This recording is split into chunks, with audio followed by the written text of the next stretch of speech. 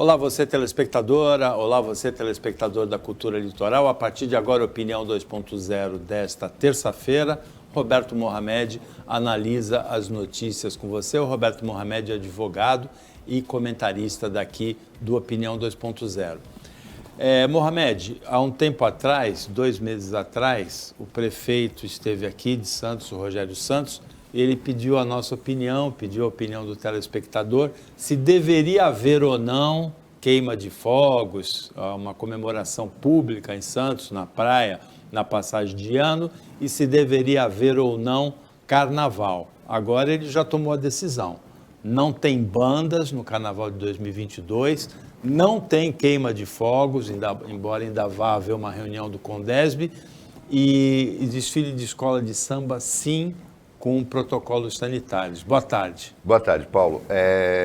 Eu estou muito feliz porque a gente vai falar de algumas coisas aqui que a gente já vem falando há um tempão. Isso cala a boca de algumas pessoas que falam bobagem. Porque nós estávamos certos. Você lembra que ele pediu a nossa opinião e nós dois falamos que éramos contra a queima de fogos, porque não há controle nenhum na praia, e que éramos contra o carnaval também, porque era cedo. Ele permitiu o desfile, porém proibiu as bandas, o que tem nota 10, parabéns, e proibiu a queima de fogos, que eu também dou parabéns para ele. Não caiu na demagogia fácil como caiu o Mourão no carnaval do ano passado, no fim de ano passado, quando permitiu, liberou a praia para o Réveillon na Praia Grande, num ato de suprema irresponsabilidade no último dia de mandato dele. Então a gente tem que dar os parabéns para o Rogério, que não sucumbiu ao apelo fácil da demagogia e do populismo. Ele tomou a decisão corretíssima e tem o nosso total apoio. Mostrou que é responsável. Eu sempre achei isso. Eu posso não concordar com algumas coisas, mas o Rogério é um cara sério. E muito sério. A gente sabe disso. E ele deu uma prova agora de que ele está levando em conta a responsabilidade do cargo dele. Algo que a gente precisava que se contaminasse outros entes públicos nesse país. Agora, Mohamed, a média semanal de mortes no Brasil, ontem ficou em 322. É 10% do recorde de 12 de abril, né? Quando chegou em 3.125. Ou seja, o país conseguiu reduzir em 90% a média diária de mortes. É uma façanha que se deve completamente, 100% a vacinação, sem nenhuma dúvida. E aí você se pergunta, como é que pode o presidente da República dizer que não tomou vacina e que não vai se vacinar? Falou, é esse o débil mental que nós colocamos na presidência da República. Então, eu tenho a impressão que ninguém hoje aqui que assista a opinião tenha alguma dúvida sobre que a vacinação é responsável sem por dúvida 90%. Nenhuma. Apenas o presidente. E para quase mais de 85% do número de casos também foram reduzidos. Santos chegou a 70% da população adulta com as 2 doses da vacina, 90% com a primeira dose. Nós estamos em outubro. Você acredita que em fevereiro a gente não tenha uma situação que permita o carnaval? Ou que em dezembro a gente não tenha uma situação que permita... E eu vou mais além. A queima de fogos? Eu acho que o percentual de vacinação que a gente tiver no final do ano vai apontar uma outra coisa também. Primeiro, respondendo a pergunta, não acho que a vacinação chegar, por exemplo, a 90% da população faça com que possa ser liberada a queima de fogos. Ainda não. Ainda tem muita coisa a ser descoberta sobre essas variantes do vírus e a gente não pode conviver com ele eternamente. A gente tem que dar um jeito de controlar definitivamente essa pandemia. Mas veja bem, se a gente chegar a 90% da vacinação, eu acho que a gente vai ter chegado ao topo. Vai ser impossível chegar em 100%.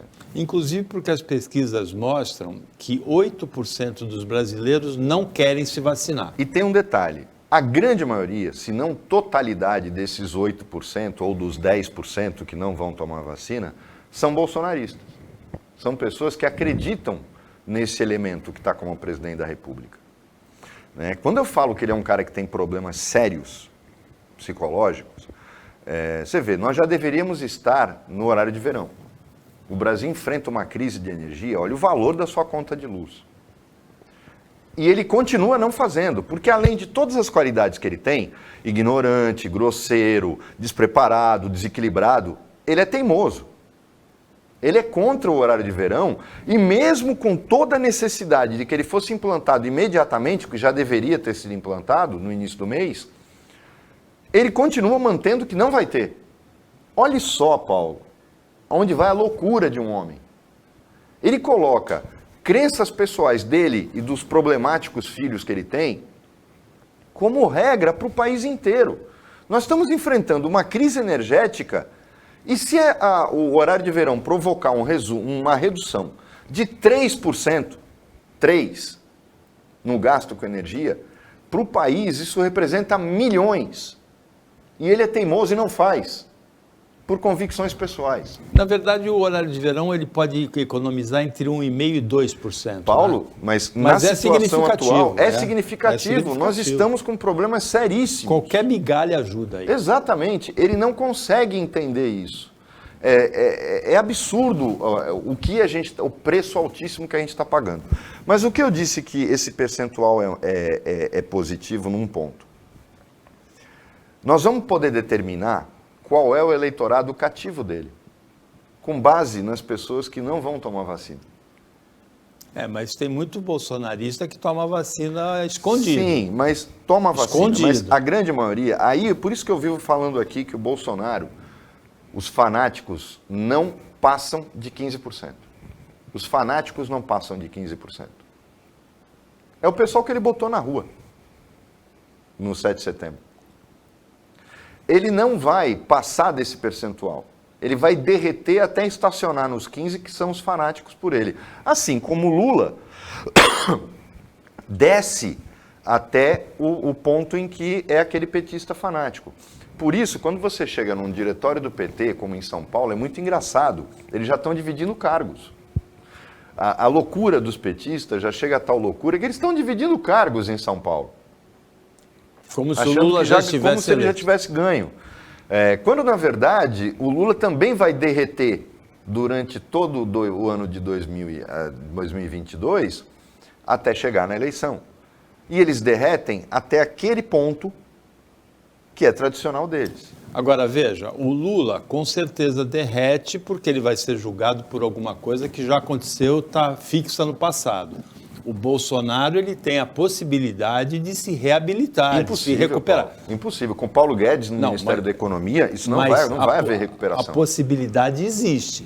Paulo, não vai. O Bolsonaro é um cara que você não consegue. Você está interpretando o Bolsonaro como um político inteligente. E ele não é. Eu só estou dizendo que existe a possibilidade. Ele não é. Ele vai continuar mantendo. Vai que o Temer senta do lado dele. Não vai. Ele não vai aceitar Temer, ele não vai aceitar ninguém. Não existe essa possibilidade. Foi uma carta. Porque o bicho ia pegar. Ia pegar para o filho dele. Eu já falei aqui. A razão do ataque do Bolsonaro não foi o país. Foi o Flávio Bolsonaro. Havia a possibilidade de que o Alexandre de Moraes expedisse um mandado de prisão contra o Flávio Bolsonaro.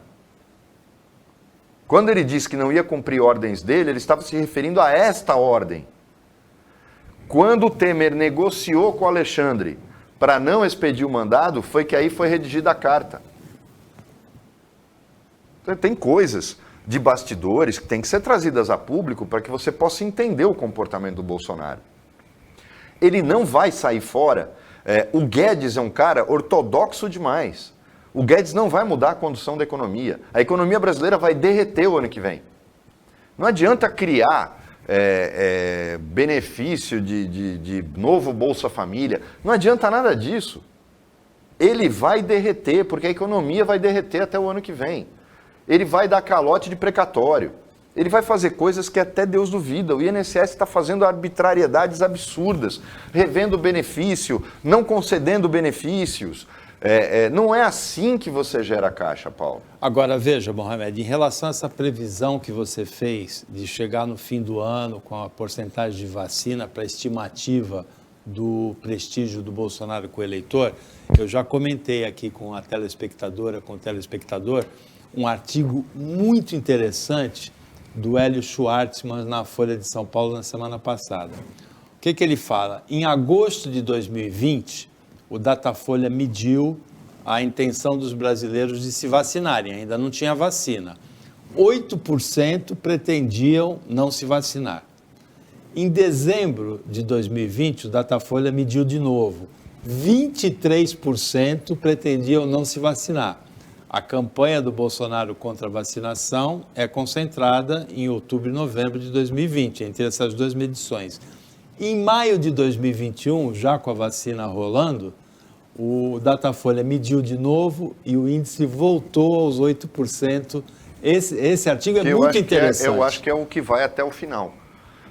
Até porque o Bolsonaro hoje está acuado, mas mesmo acuado, quando é engraçado isso, ele acuado reage de uma forma muito pior.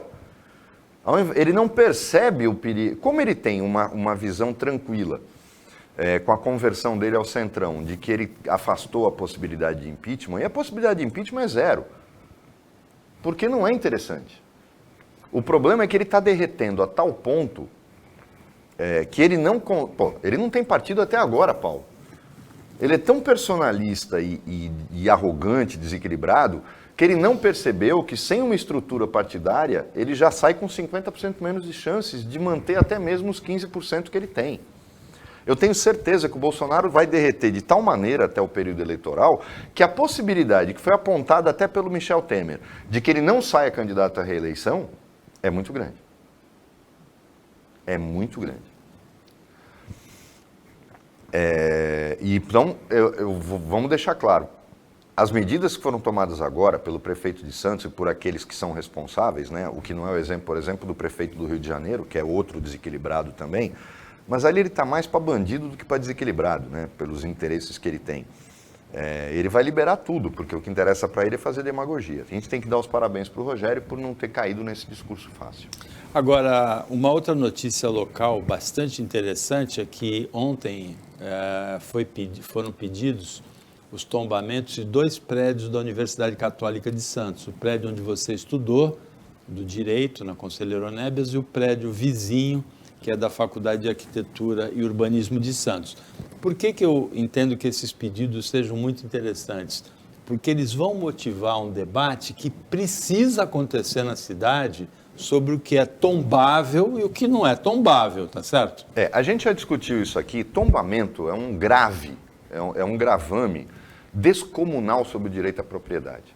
E ele só pode ser feito quando existem requisitos que são inquestionáveis. No Brasil hoje, você tomba pelo interesse de 2 ou 3, quando não é uma verdadeira indústria e uma verdadeira quadrilha, como é o que acontece em Santos.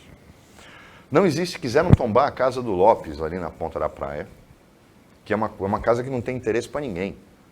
Eu vi gente postando, não, aquela casa faz parte da minha infância. Você nunca passou do muro, imbecil. Como é que você vai dizer que aquela casa fez parte da sua infância? Ela fez parte da infância das pessoas que eram amigas da filha do dono. Você nunca entrou lá dentro, Zé Mané. Como é que você vai dizer que aquilo fez parte da sua infância porque você passava na porta e olhava a casa?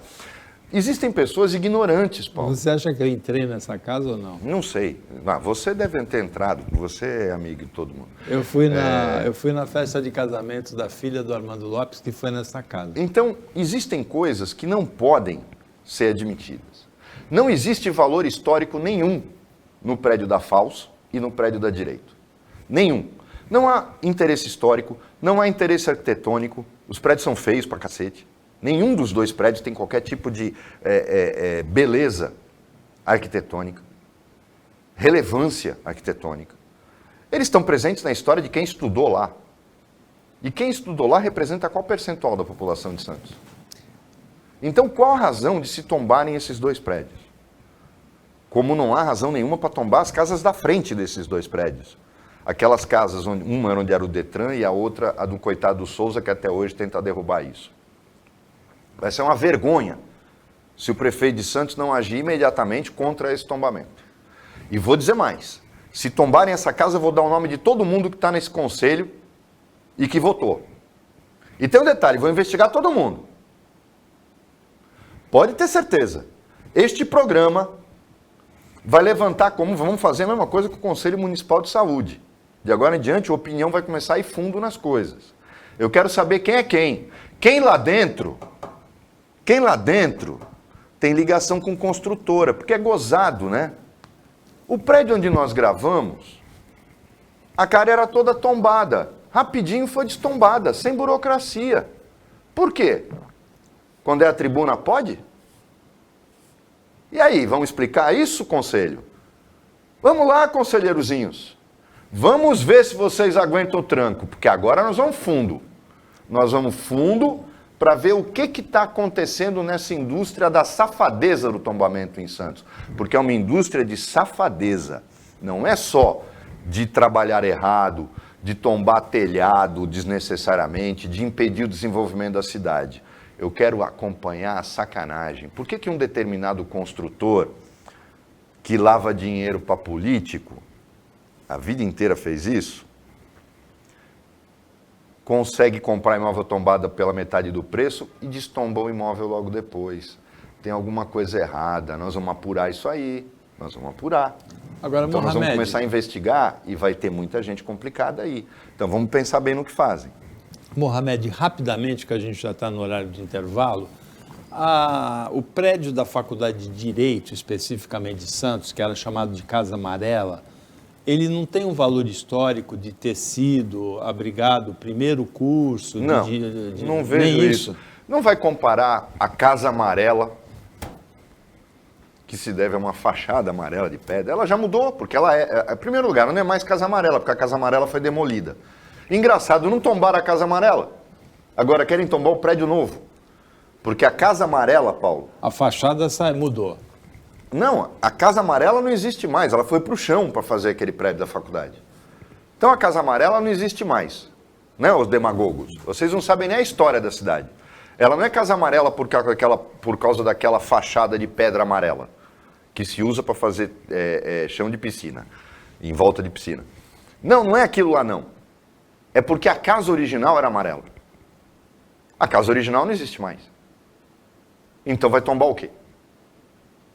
Agora, não confundam com o Largo de São Francisco, porque aí também vem aquilo. E outra, é elogiável a posição da Universidade Católica de querer reunir todos os seus cursos num campo só. Esse é o conceito de universidade, de interação entre os alunos de todos os cursos. Como é o Mackenzie, como é a PUC, como é a USP. A exceção da USP, que é o Largo de São Francisco, aí sim, é por uma questão histórica. O Largo de São Francisco é o primeiro curso jurídico do Brasil. Assim como a medicina de Pinheiros também, né? Então, vamos devagar. Não confundam a situação da USP com a situação da Universidade Católica de Santos. O Opinião 2.0 volta depois do intervalo, que é bem rapidinho.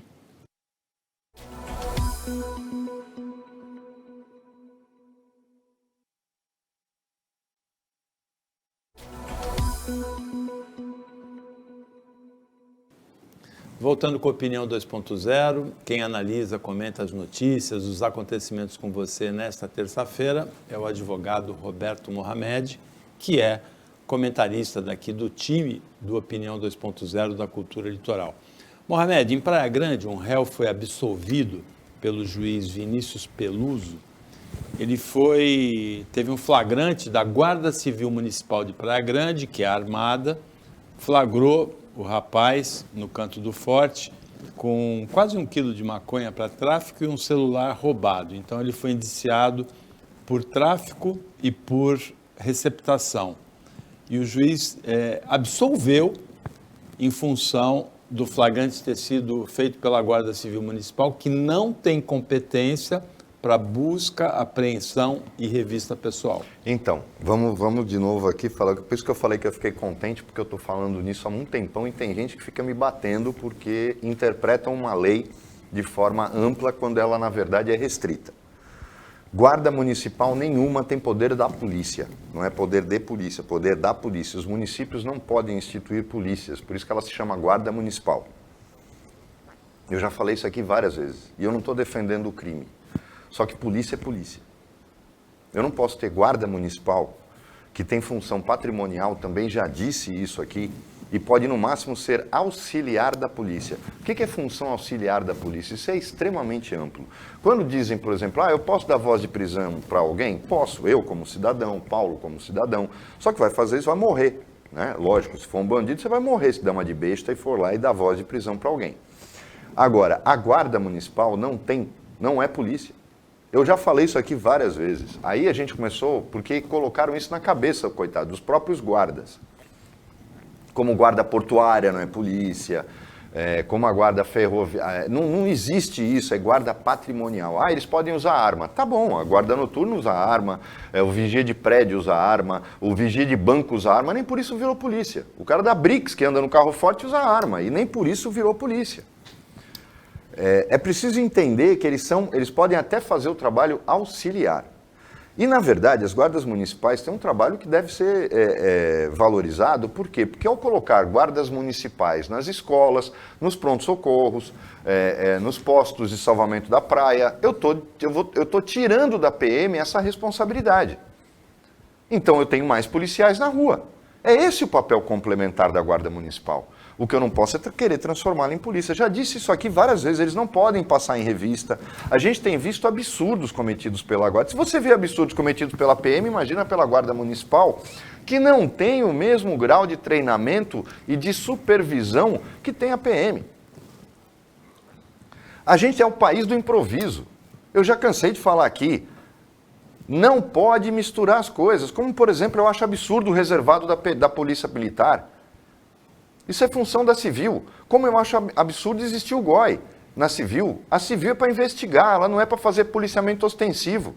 Para quem não sabe, o GOI são aqueles caras, agora eles estão usando uniforme camuflado. Bonito ele é, mas não tem nada a ver com a atuação da Polícia Civil.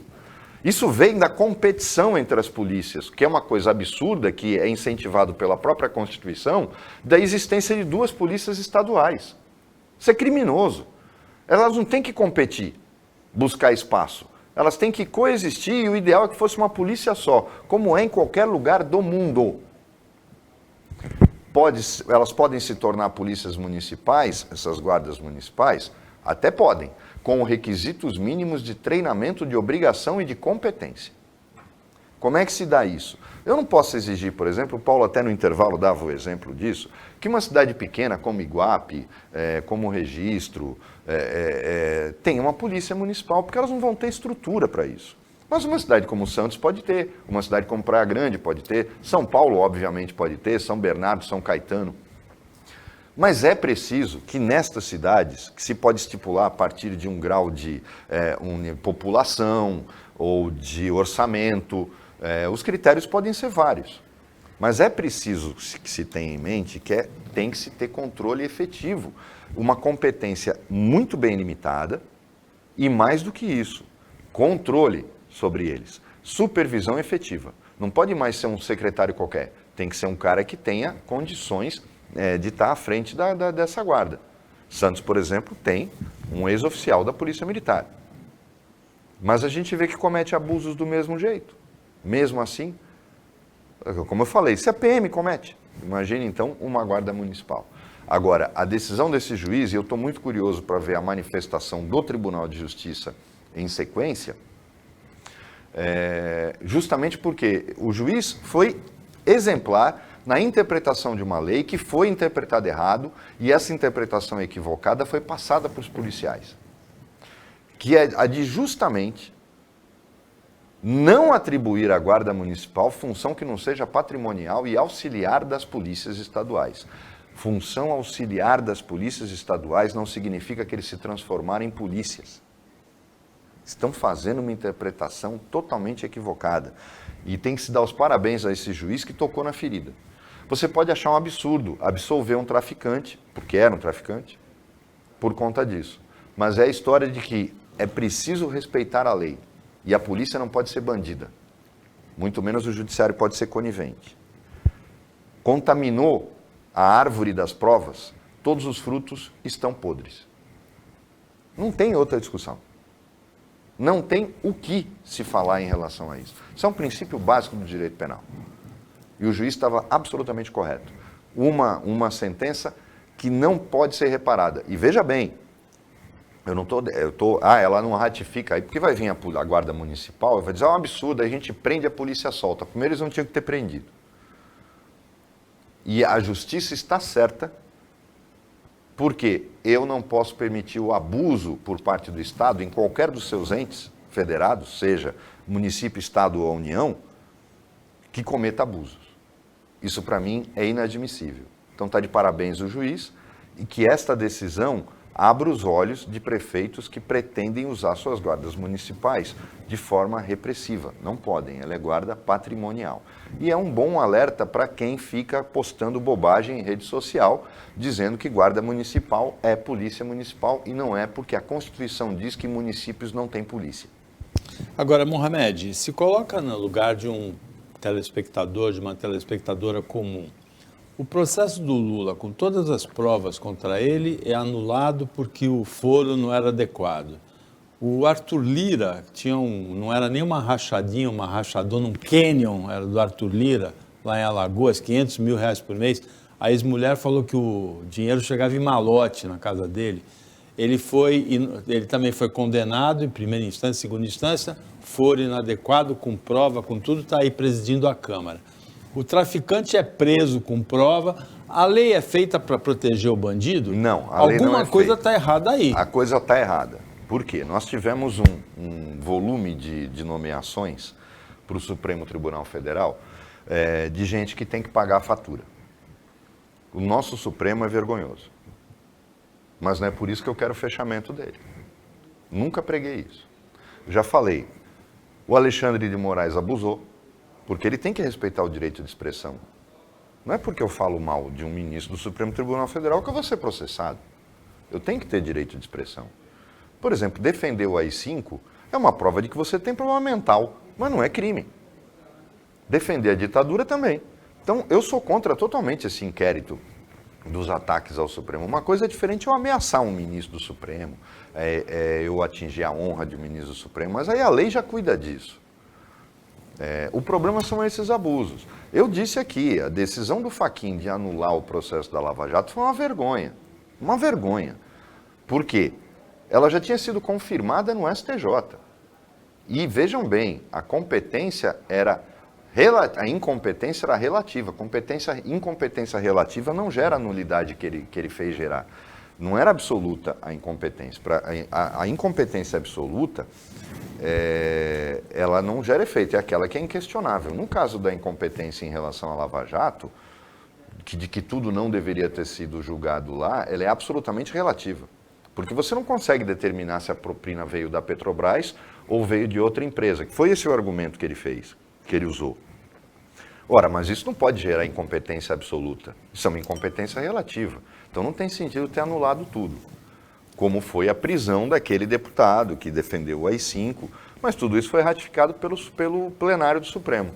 O que as pessoas não estão entendendo é que o Bolsonaro criou um clima de confronto entre os dois poderes, executivo e judiciário, que está levando à radicalização das duas pontas. A verdade é essa. E está acontecendo no Brasil, você lembra que a semana passada eu falei da Itália?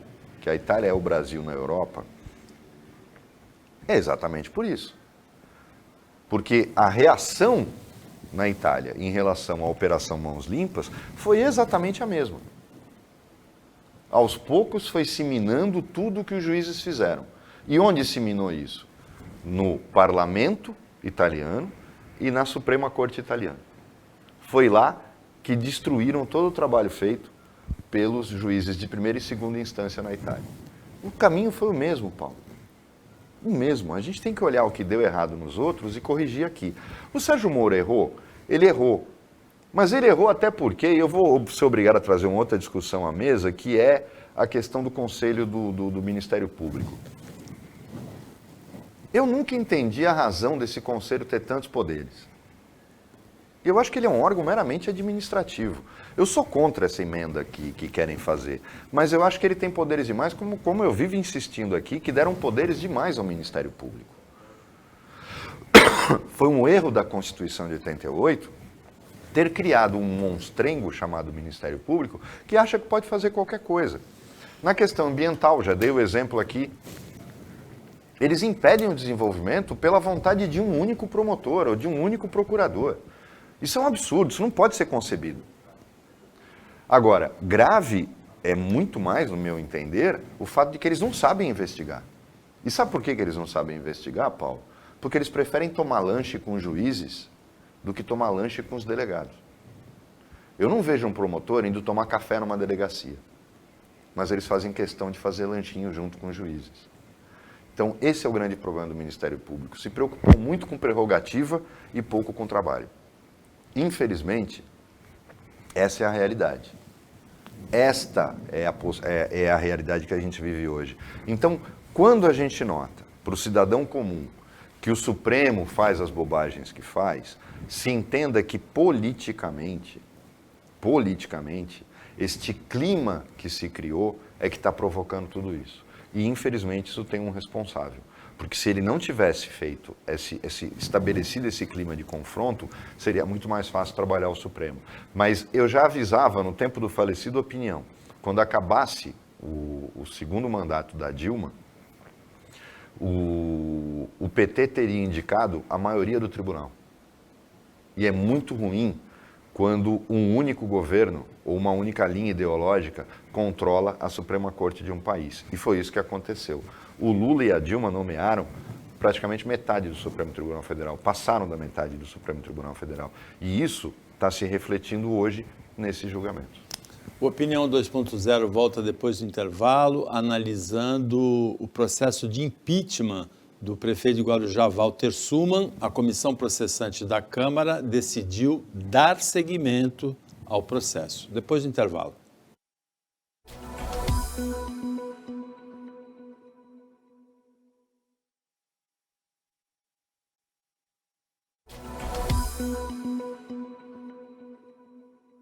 Voltando para o último bloco do Opinião 2.0 desta terça-feira, com o Roberto Mohamed, advogado, comentarista do Opinião, analisando as notícias, os acontecimentos com você.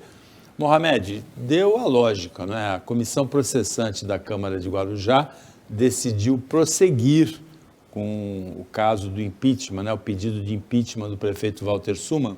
As evidências contra o prefeito são muito fortes. Eu imagino até que, se eu estivesse no lugar do prefeito, eu pediria afastamento do cargo durante a investigação, porque nesse momento o prefeito de Guarujá, na minha opinião, é um zumbi político. Ele tem alguma condição de administrar a cidade? Então, mas o Suman sofre de um problema que também afeta o Bolsonaro. Ele nunca perdeu uma eleição, Paulo. O cara que nunca perdeu uma eleição, ele tem uma tendência a achar que tudo que ele faz no final dá certo. A gente já falou isso, é o que acomete o Dória. O Dória tem esperança de ser presidente da República, por quê? Ele sai candidato a prefeito, primeiro derrotando um PSDB clássico nas prévias. Sai candidato a prefeito, ganha, como azarão. Vai ser candidato ao governo do estado, como azarão, e se torna um governador. Ele nunca perdeu uma eleição. Então, para ele vai, tudo que eu faço dá certo. Eu entro na campanha presidente como azarão, mas eu tenho condição de subir. Porque ele tem duas experiências anteriores bem-sucedidas. O Lula se tornou presidente em 2002, não foi à toa. Foi porque ele foi derrotado em todas as outras campanhas dele. Lula foi candidato, primeiro a governador, depois não deu certo, aí ele foi candidato a presidente, depois ele foi candidato a constituinte, deputado federal constituinte, mas ele já tinha perdido para governador. Foi a única que ele ganhou. E aí ele perdeu várias, tomou 2 cacetes do Fernando Henrique no primeiro turno. Perdeu do Collor. Perdeu do Collor antes e perdeu 2 vezes do Fernando Henrique no primeiro turno. Para aí sim ganhar a eleição, ajudado, obviamente, por aquela campanha ridícula, aquelas 2 frases ridículas do Ciro Gomes, que podia enfrentá-lo e ter ganho aquela eleição, não fosse um jagunço como ele é. Foi perdendo que o Lula aprendeu. Porque ganhando a gente não aprende nada, ô Paulo. Quando você ganha, você não aprende nada. E o Suman nunca perdeu. Então a família dele, acham que está tudo certo. Então olhem bem, ele escolhe errado o advogado, ele escolhe errado a sua linha de defesa, ele escolhe errado o que ele vai falar, ele escolhe errado os seus assessores. Por quê? Porque ele acha que ele se basta. E ele vai ter, infelizmente, o mesmo destino de um cara que entrou na política há pouco tempo, que também só conheceu uma vitória e achou que podia tudo, que foi o governador do Rio. O governador do Rio, para mim, é o maior exemplo dessa arrogância de quem ganha uma eleição. O ex-governador. O ex-governador do Rio. Ganha uma eleição de forma avassaladora e surpreendente e acha que essa surpresa pode se repetir. Então, amigo, surpresa só tem uma vez. Surpresa não tem duas, porque aí deixou de ser surpresa. Infelizmente, eu acho que o Suman está cavando a própria sepultura e vai deitar nela em pouco tempo. Eu não tenho dúvida em relação a isso. Agora, hoje o Senado ouve... E veja bem, não estou elogiando a Câmara Municipal do Guarujá, que é uma desgraça. Mas o Suman não está sabendo lidar com a situação, só está fazendo bobagem e, fatalmente, vai pagar o preço político disso. Mohamed, o Senado ouve hoje, não é a CPI da pandemia. O ministro da Economia, Paulo Guedes, o presidente do Banco Central, Roberto Campos Neto, sobre as empresas offshore que eles têm no exterior, em paraísos fiscais. Veja bem, eu gosto dessa frase porque a defesa dos dois está batendo nisso. É legal, mas é imoral. E eu costumo dizer aqui que eu sempre fui um cara que adorou direito constitucional. Tanto que o meu mestrado foi em cima de uma área, foi dentro da área do direito constitucional, que é uma área do direito público. Existem alguns princípios que emanam da nossa Constituição que eu não sei porquê, mas eles deveriam ser tão importantes e deveriam nortear os julgamentos a partir do próprio Supremo Tribunal Federal, e não acontece isso. E princípios são, por sua própria natureza, subjetivos. Nenhum princípio é objetivo. O princípio da legalidade, o princípio da equidade, nada disso é totalmente objetivo. Eles são normalmente subjetivos. Transparência. Um deles é o princípio da moralidade dos atos administrativos. O que significa moralidade dos atos administrativos? Não é o conceito subjetivo de moral, como a gente entende o de usar biquíni ou não usar biquíni, fazer topless na praia, homem se beijar na boca. Isso não tem nada a ver com o que a Constituição está cuidando. Isso é agenda de populista. O princípio da moralidade dos atos públicos, dos atos da administração pública, que é um princípio constitucional claro, ele diz respeito justamente a essa indagação. É legal, mas é imoral. O princípio da moralidade deixa bem claro que o administrador público também tem que zelar pela questão de moralidade dos seus atos.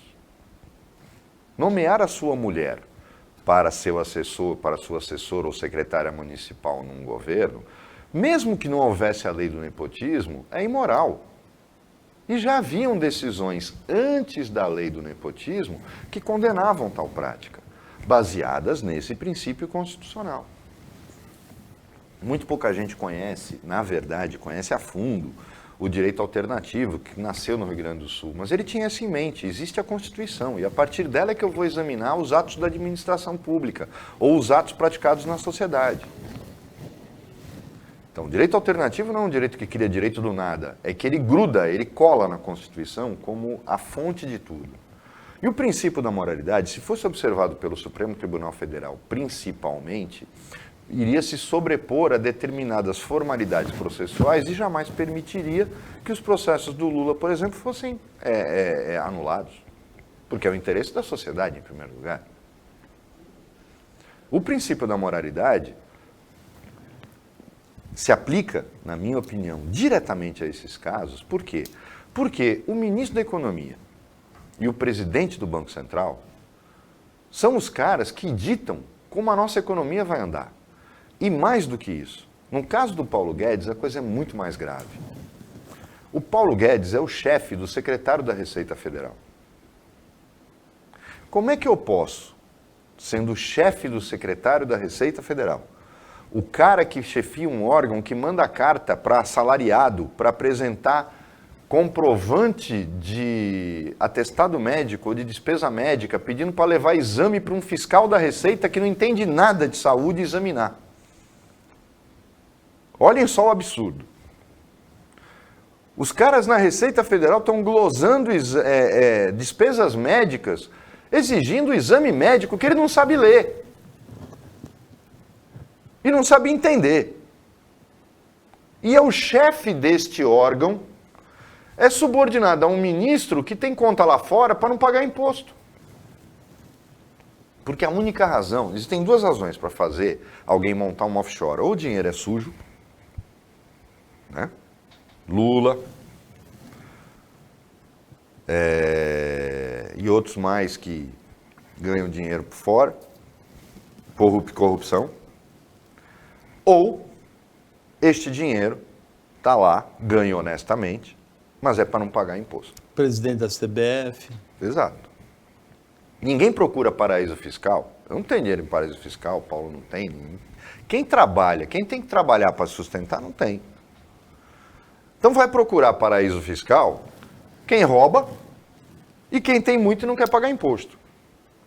Agora, quando este cara que mandou dinheiro para lá para não pagar imposto é o cara que é chefe do secretário da Receita Federal, que pega todo mundo por um recibo de despesa médica na sua declaração de imposto de renda, aí a coisa, na minha opinião, tem uma imoralidade que chega a tal ponto que eu nem preciso saber conhecer tanto assim a hermenêutica, que é a ciência da interpretação da norma, para poder dizer que é absolutamente imoral e ilegal o que ele fez. O conflito de interesses é evidente. O conflito de interesses é absurdo. Porque cabe a ele fazer a política cambial, que gerou ganhos extraordinários para ele, com esse dinheiro que estava lá fora, e principalmente a política de arrecadação tributária. Ora, se este homem coloca dinheiro num paraíso fiscal e lucra com essas duas funções que ele tem como ministro da Economia, ele tinha que ser afastado imediatamente. Imediatamente. Não há dúvida de que o que ele fez é ilegal. E é ilegal porque decorre do princípio da moralidade administrativa, que tem que começar a ser aplicado nesse país com um pouquinho, não precisa muito, um pouquinho mais de rigor, principalmente pelo Supremo Tribunal Federal. Para a população, para o telespectador, para a telespectadora comum, o que pega aí, Mohamed, é o fato da política cambial. O ministro Paulo Guedes, ele determina o ritmo da política cambial, ele se manifestou sobre isso, dizendo que o dólar a 5,50, o país ia, não, que o país ia submergir com o dólar a 5,50, chegou a 5,50, e ao mesmo tempo, as aplicações que ele tem offshore no exterior, elas se multiplicam em valor pela valorização do dólar. Exato. Então, para o povo, para a pessoa comum, como eu, por exemplo, que pega é isso. Como é que ele pode tomar decisões que afetam o câmbio e que beneficiam pessoalmente ele? A política cambial... Lógico que as decisões é muito difícil, aí você entra no campo da legalidade. É muito difícil provar que ele tenha tomado decisões para se autobeneficiar. Mas se beneficiou. Mas se beneficiou. A questão é, o que importa é o resultado. O que importa é o resultado. A política cambial, eu tenho criticado ela aqui continuamente. Nós temos reservas cambiais gigantescas que não havia na menor necessidade. E se esse dólar entrasse no mercado de uma vez, derrubava o dólar, mas derrubava o câmbio, porque é muito dinheiro. O segundo era, como eu falei aqui, de colocar o IOF incidente sobre as operações de câmbio. Isso faria com que os bancos parassem de especular com a moeda estrangeira. Ele não faz nada disso, ele vai no caminho oposto. Muito pelo contrário, ainda soltando aquelas frases cheias de preconceito que ele tem. Então não dá para entender. E aí o consumidor tem que entender que, por exemplo, vamos para o preço dos combustíveis. Já expliquei isso aqui, mas parece que ignorantes não entendem. A Petrobras diminuiu a sua produção de gasolina refinada, de refino do petróleo para gerar gasolina. E a produção de gás. Por quê? Porque é mais barato importar, porque o Brasil tem reservas cambiais gigantescas e ao invés de pegar o real para pagar a gasolina da Petrobras, você paga o que vem de fora direto em dólar. e mantém o Tesouro Nacional para poder cumprir emenda de deputado. Ao fazer isso, com o câmbio lá em cima, você gera o aumento em cadeia daquilo que está na base da produção, que é energia e combustível. Ao fazer isto também, em contrapartida, ele demonstra um total desapreço pela população e gera essa corrida inflacionária que a gente está vivendo. Ao não usar o IOF como um instrumento de controle cambial, que é uma das razões da existência do IOF, Imposto sobre Operações Financeiras, que não precisa do Congresso. Note-se, não precisa do Congresso. Porque o IOF é imposto regulador, assim como é o IPI e assim como é o imposto de importação e o imposto de exportação. Por que eles são chamados impostos reguladores? Porque são impostos que o governo pode usar para uma situação imediata desfavorável. Faltou arroz no mercado, eu zero o imposto de importação para trazer arroz para suprir essa falta de arroz na produção interna. Quebrou a produção de beterraba, eu compro beterraba e abaixo, zero o imposto de importação. São impostos regulatórios. Eles têm esse nome porque eles podem ser usados para regular a atividade econômica, momentaneamente afetada por algo temporário. O Guedes não usa. E eu já cansei de dizer aqui, o Brasil não é só quem planta soja. O Brasil não é só a JBS. O câmbio alto beneficiou os produtores rurais que financiaram a campanha do Bolsonaro, mas eles não são o Brasil. Toda a indústria brasileira depende de insumos importados. Com o câmbio a esse tamanho, elas perderam competitividade, Paulo. Aí você inunda o mercado brasileiro com produto da China, porque o produto nacional não tem condição de concorrer. Então é preciso, e aí você mata até mais uma charada. Porque alguém pode dizer assim, tá, mas o produto da China também é importado, então ele também é em dólar. Então você está falando bobagem, porque se é mais barato trazer da China, a China tem o mesmo problema. Mas a China não tem a nossa política cambial. A China desvaloriza a sua moeda para que ela produza, toda a produção chinesa é dolarizada. Ela já é dolarizada. Então ela tem um preço em dólar, mais barato que o nosso preço em dólar de produção. Mas isso é a política chinesa.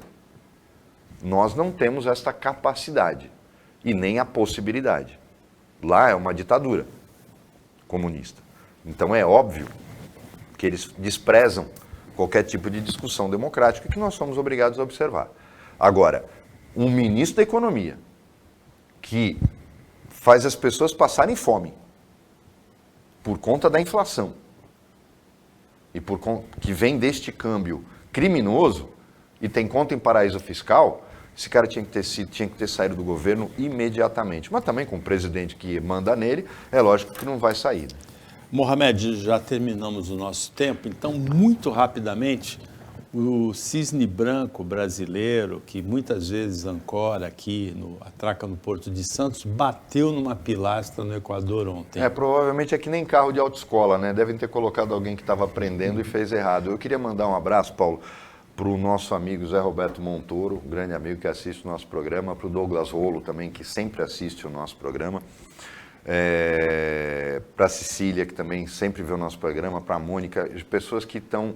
É um prazer enorme receber depois pelas redes sociais o feedback de tudo que a gente aborda aqui no programa.